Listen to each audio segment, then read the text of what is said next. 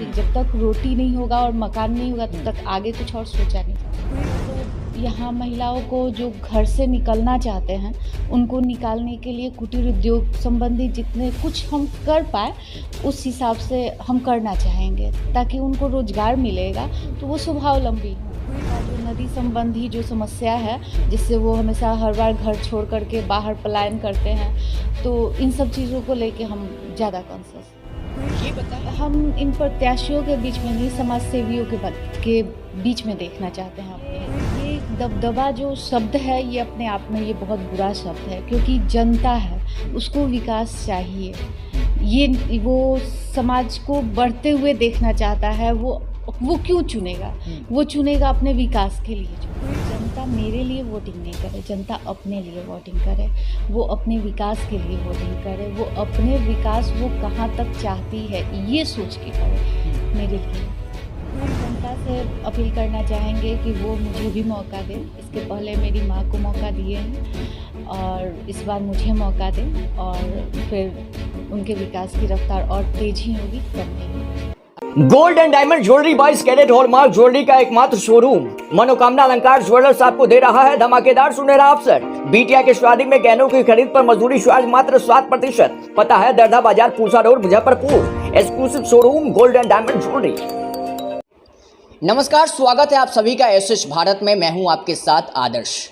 इस वक्त हम महुआ नगर परिषद क्षेत्र में हैं और हमारे साथ बातचीत करने के लिए उपस्थित हैं वार्ड नंबर 19 से पार्षद प्रत्याशी मोनिका जी। सबसे पहले आपका स्वागत है एसएच भारत में।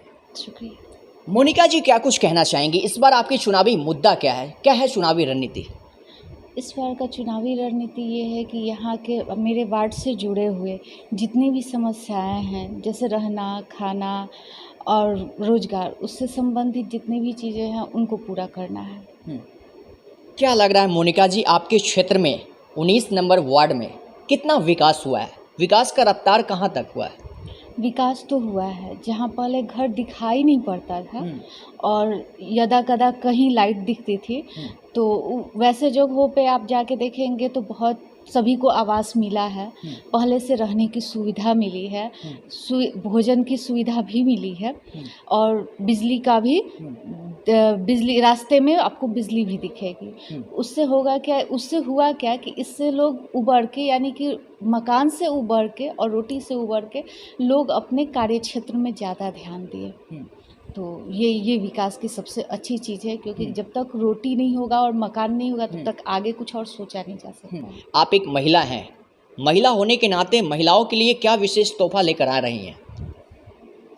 सबसे पहले तो यहाँ महिलाओं को जो घर से निकलना चाहते हैं उनको निकालने के लिए कुटीर उद्योग संबंधी जितने कुछ हम कर पाए उस हिसाब से हम करना चाहेंगे, ताकि उनको रोजगार मिलेगा तो वो स्वावलंबी होंगी। ये बताएं आप अपने वार्ड 19 को कैसा देखना चाहते हैं? हम चाहते हैं कि सब बच्चे पहले तो पढ़ने स्कूल जाए, रास्ते पे दिखे कि वो 9 बज गया तो हम स्कूल जाना चाहते हैं, तो सारे बच्चे दिखे कि हाँ हम स्कूल जा रहे हैं। दूसरा कि महिलाएं जो घर में सीमित हैं वो बाहर निकल के अपने, चाहे वो काम छोटा बड़ा नहीं होता है, और कोई भी काम हो, कुटीर उद्योग से लेके या फिर कोई भी चीज़ हो उसमें वो लगे, और उनका जो नदी संबंधी जो समस्या है जिससे वो हमेशा हर बार घर छोड़ करके बाहर पलायन करते हैं, तो इन सब चीज़ों को लेके हम ज़्यादा कॉन्शियस। अच्छा मोनिका जी, आप ये बताएं कि आपके अलावा इस क्षेत्र से कितने प्रत्याशी खड़े हुए हैं? अप्रॉक्स 5। इन प्रत्याशी के बीच में अपने आप को कहाँ देख रही हैं? हम इन प्रत्याशियों के बीच में नहीं, समाज सेवियों के बीच में देखना चाहते हैं अपने आप को, क्योंकि ये चुनाव है, ठीक है, लेकिन इसके अलावा मेरे पति जो हैं वो समाज सेवी हैं, तो उनके द्वारा किए गए समाज सेवा को देख करके मैं काफ़ी प्रभावित हुई हूँ। तो हम उन समाज सेवियों के ये में देखना चाहते हैं। अच्छा ये बताइए कि जो प्रत्याशी तरह तरह के हथकंडे अपना रहे हैं, चुनावी राजनीतिकरण कर रहे हैं, जगह जगह उनका दबदबा, अपने आप को वो कहते हैं कि इस बार जो है हम जीत कर आ रहे हैं, क्या कहेंगे आप? ये एक अच्छी चीज़ नहीं है।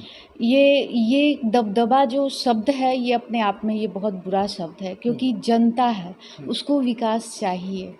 ये वो समाज को बढ़ते हुए देखना चाहता है, वो क्यों चुनेगा? वो चुनेगा अपने विकास के लिए चुनेगा। वो दबदबा किसी का क्या है नहीं है ये तो हमको पता नहीं है, लेकिन हाँ, जो विकास होना चाहिए वो अपने सुविधा के लिए, अपने शिक्षा के लिए, अपने नदी के विकास के लिए, ताकि वो बार बार बारिश आने पे जब पानी छूटता है नेपाल से तो यहाँ जो पानी बढ़ जाता है तो उससे जो उन्हें कष्ट होता है तो उनसे उसको निवारण चाहिए। दबदबा से तो कुछ होने वाला ये आपका पहली दफा है राजनीति में? हाँ, ये मेरा पहली दफा है। कैसे आना हुआ? इसके पहले माँ वार्ड पार्षद रह चुकी हैं, सासू माँ मेरी। और कब से कब तक? पिछले 2 बार से। अच्छा जी। क्या लग रहा है विकास कितना हुआ है और कितना आपको लग रहा है कि अगर यहाँ की जनता हमको मौका देती है तो हम उन सारी समस्याओं को दूर कर दूंगी? क्या लग रहा है आपको? पहले से समस्याएं तो बहुत कम हुई हैं, और भी जो समस्याएं हैं जैसे नदी की समस्या है, बच्चों की पढ़ाई की समस्या है, जो बच्चे बाहर निकल के नहीं जा पा रहे हैं उनकी समस्या है, तो उन सभी चीज़ों को देखते हुए हम इस तरफ ज़्यादा बढ़ना चाहेंगे। जो जनता अभी भी त्रस्त है, विकास से अछूता है, उन जनता को कैसे आप आश्वासन देंगी? उनको मोटिवेट करके और उनको और सुविधाएं दे करके हम उनको आगे लाना चाहेंगे। देखिए मोनिका जी, जितने भी जनता हैं, बहुत ऐसी जनता कहते रहते हैं कि जनता जो है जब इलेक्शन रहता है, चुनाव रहता है, उसी समय दावे और वादे करते हैं, आते हैं और चले जाते हैं, लेकिन जैसे ही उनको शेयर मिलता है वो भूल जाते हैं। आप कितना खरी उतरेंगी जनता के विश्वास पे? ये तो मेरे कार्य ही बताएंगे। और इसके पहले जो 2 बार हम रह चुके हैं और जिन क्षेत्रों में मैंने काम किया है उन क्षेत्रों में आप जाइए और जाके देखिए कि हम लोगों ने क्या काम किया है, और वहाँ जो विकास हुआ है वहाँ तो जनता ही बोलेगी। ये बताइए कि एक सवाल और भी जनता का है, जनता आपको वोटिंग क्यों करे?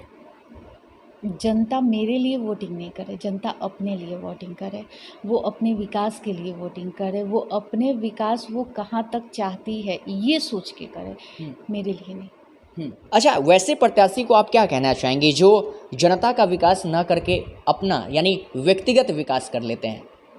इसके बारे में हम कुछ नहीं कहना चाहेंगे। जी, क्या अपील करना चाहेंगी अपनी जनता से? हम जनता से अपील करना चाहेंगे कि वो मुझे भी मौका दें। इसके पहले मेरी माँ को मौका दिए हैं और इस बार मुझे मौका दें, और फिर उनके विकास की रफ्तार और तेज ही होगी, कम नहीं होगी। अगर इस बार आपको जनता मौका देती है तो क्या कुछ बदलने वाला है? वार्ड नंबर 19 का कितना तस्वीर बदलने वाला है? पहले तो सर्वप्रथम